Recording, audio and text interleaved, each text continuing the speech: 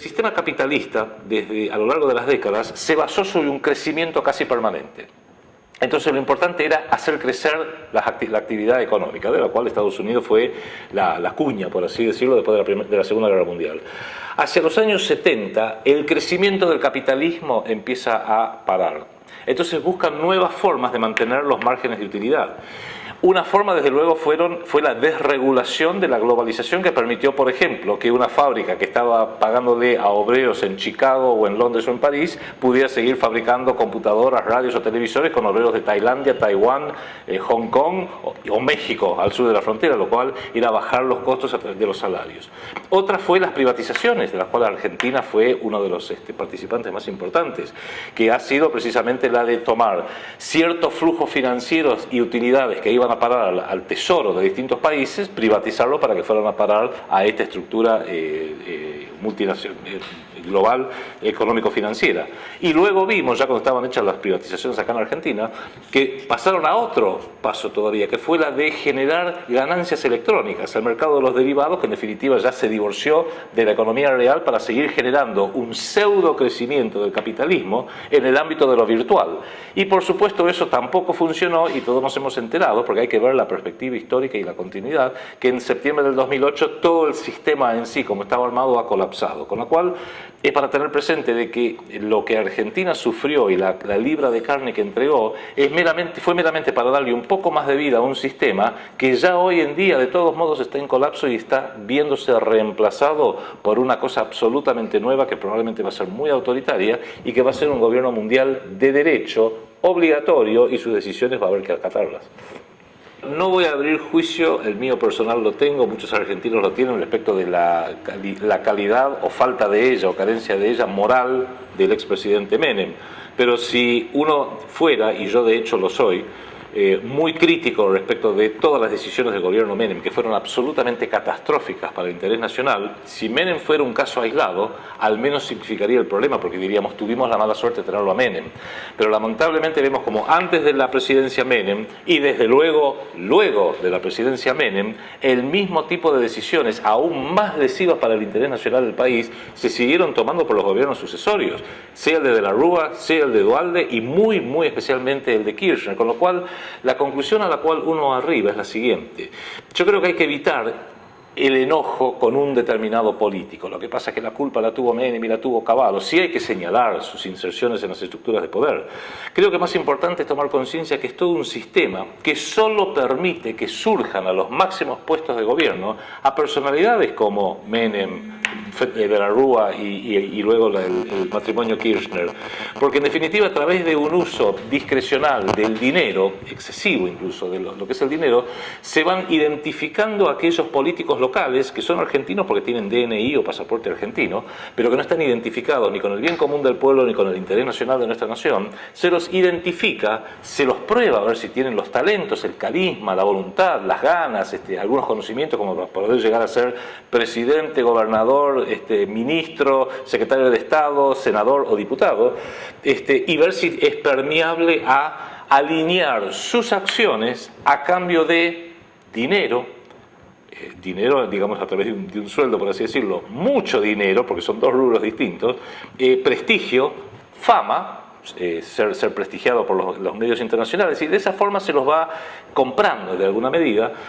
lo cual siempre uno diría, pero ¿por qué habrían de hacer algo así? Porque siempre es mucho más barato que invadir un país. Es mucho más barato identificar y usar a políticos e intelectuales locales como una suerte de caballo de Troya o guardia pretoriana. Es mucho más barato que invadir un país, por más que de vez en cuando lo hacen, como lo han hecho con Vietnam, lo han hecho con Irak, lo han hecho con Afganistán y lo han hecho con Palestina y lo han hecho con la ex Yugoslavia.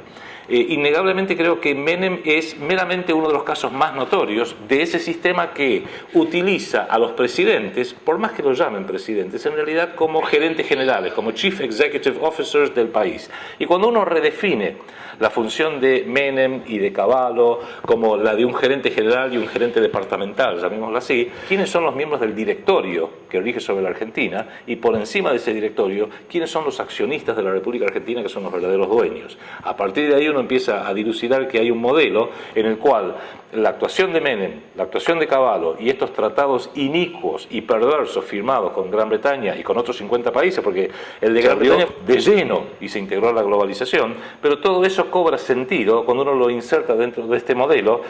Y no hay que verlo como los malos que atacan a nosotros los buenos. En realidad son los poderosos que nos atacan a nosotros los débiles y tontos. Bueno, la ciudadanía, si quiere, puede tener conocimiento porque, insisto, y creo que es el único libro que se ha escrito, o uno de los principales que se ha escrito al respecto, el que analiza todos los pormenores del tratado con Inglaterra y con los demás países del mundo por parte del doctor Julio González. Sin embargo, la ciudadanía, para tomar conciencia de esto, tendría que leer el poquísimo material que está disponible. Estuvo en los diarios cuando se firmaron los tratados y fue presentado como que Argentina finalmente resolvía sus problemas, Argentina finalmente regularizaba su situación diplomática con Gran Bretaña, que no fue regularizado durante todo el gobierno de Alfonsín, Argentina se integra al primer mundo, no fue vendido así. Con lo cual yo me pongo en el sitio de la ciudadanía, de la cual obviamente somos todos parte, y creo que la ciudadanía es la más inocente de las partes, porque si no se le informa al pueblo, el pueblo quiere saber de qué se trata, pero si nadie le informa al pueblo, y solamente una parte ínfima del pueblo va a hacer el esfuerzo de tratar de ir a las verdaderas fuentes, entender el modelo, sacar los datos y organizarlos y ubicarlos de forma tal que le permita entender la fechoría que fue cometida por Menem, por Cavallo y que hoy es continuada por los Kirchner. Acá en la Argentina, en realidad, y esto rige hasta el día de hoy, desde luego desde que volvió la mal llamada democracia hasta el día de hoy, que es una suerte de triángulo perverso. Y como todo triángulo tiene tres lados. Un lado de ese triángulo perverso son los gobernantes que están en el poder, obviamente, en el poder ejecutivo, en el poder legislativo, inclusive en el poder judicial y a nivel nacional, a nivel provincial y a nivel municipal, porque cuando vemos el poder que maneja la Ciudad Autónoma de Buenos Aires estamos en el mismo problema. El segundo lado de este triángulo perverso es una falsa oposición que se opone a lo secundario, pero jamás se le ocurriría oponerse a lo primario. Un ejemplo de hace apenas unos meses, a principios del año 2010, vimos como todos los medios hablaban de una gran disputa que había entre la presidente Cristina Kirchner, por un lado, y la oposición respecto del uso discrecional o no de fondos del Banco Central para pagar la deuda externa, que engancha con todo esto que hizo Menem Cavallo, que empezó con los tratados de Malvinas. Y se discutía si tenía que salir por un decreto de necesidad de urgencia, si tenía que pasar por el Congreso, si había que analizarlo así, asado. O sea, estaban discutiendo el gobierno y la oposición, y muy ácidamente, cómo pagar la deuda externa, cuando en definitiva lo que en la Argentina hay que discutir es cómo no pagar la deuda externa, porque la Argentina tiene una deuda que se le ha sido impuesto a través de guerras ganadas, a través de gobiernos ilegales e ilegítimos que desplazaron a gobiernos auténticamente legales, como ocurrió en 1976, y Argentina podría fácilmente declarar la deuda externa como deuda odiosa y como mínimo repudiar buena parte de ella. Pero por supuesto, esa iniciativa la tiene que tomar o el Poder Ejecutivo o el Poder Legislativo en la República Argentina, y este sistema del dinero se garantiza que nadie que ocupe la Casa Rosada y ninguna mayoría que ocupe el Congreso de la Nación se le ocurriría ni por las tapas tomar estas iniciativas. Y el tercer lado de este triángulo perverso son los multimedios monopólicos, que también obedecen y están alineados a este sistema de poder y que le dan micrófono y cámara a todos los que mantienen las líneas y los puntos de vista políticamente correctos y se lo quitan y condenan al ostracismo, mediático al menos, a todos los que sustentan opiniones distintas a ello. Con lo fácil, porque los medios son empresas, y como empresas tienen intereses económicos y financieros, y como empresas tienen accionistas, y la mayoría de sus accionistas son empresas, anunciantes y financistas del propio sistema de poder global. Los que anuncian en los grandes multimedios, ya sabemos que son las grandes empresas, que en definitiva son las que, si dejan de comprar publicidad, les traerían un grave problema, sea a los grandes diarios de Buenos Aires, que algunos son grandes por el tamaño de su papel, a las cadenas de radio, a las cadenas de televisión. Los accionistas, lo mismo, y en algunos casos, notorios son los dos grandes diarios de Capital Federal, donde tiene como uno de sus principales accionistas, uno a Citicorp y el otro a Goldman Sachs, de manera que cualquier información que digan estos diarios, demostrando y desenmascarando todas estas maniobras que benefician nada más y nada menos que a sus accionistas y a sus anunciantes, sería una forma de suicidio. Que tuviera la osadía de publicar algo por el estilo no duraría ni 24 horas trabajando para ese medio.